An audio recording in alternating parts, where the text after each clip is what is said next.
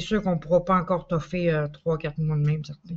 C'est invivable. Cette mère n'a pas vu son enfant depuis presque 2 mois. On a été coupés du jour au lendemain. Là. Sa fille de 11 ans est dans une famille d'accueil où elle reçoit l'encadrement particulier dont elle a besoin. Mais elle continuait de la voir régulièrement. Je la voyais une fin de semaine sur 2. Elle passait la fin de semaine entière là. Elle arrivait le samedi matin, puis elle repartait le dimanche soir. J'allais la porter. Depuis le confinement, la mère et sa fille ne peuvent plus se voir en personne. Ça me fait de la peine de ne pas pouvoir y dire, ben tiens, on va se voir en fin de semaine, ou ben tiens, inquiète-toi pas, bébé. J'essaie de la rassurer le plus possible, mais ça me fait de la peine, ça me fait le cœur en deux. Là, de la voir pleurer puis de dire je m'ennuie. C'est sûr qu'une m'ennuie, ça vient long.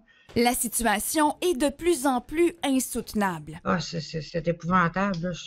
Ça suffit pas là, par vidéoconférence. Là. On a besoin d'être en contact, on a besoin de se voir. En arrière d'un écran, ça suffit pas.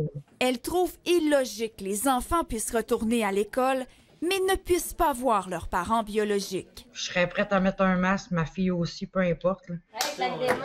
Sur le terrain, les intervenants constatent les impacts pour les parents et les enfants qui sont privés de contact physique. On ne peut pas, dans le fond, enfermer, je vais le dire comme ça, les enfants indéfiniment parce que ça a beaucoup de conséquences sur leur santé psychologique, leur santé mentale.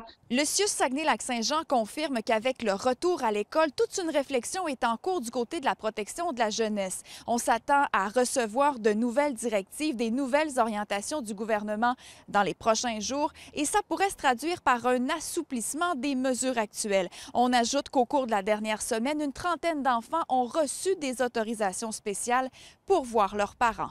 Valérie Fortin, TVA Nouvelles, Saguenay.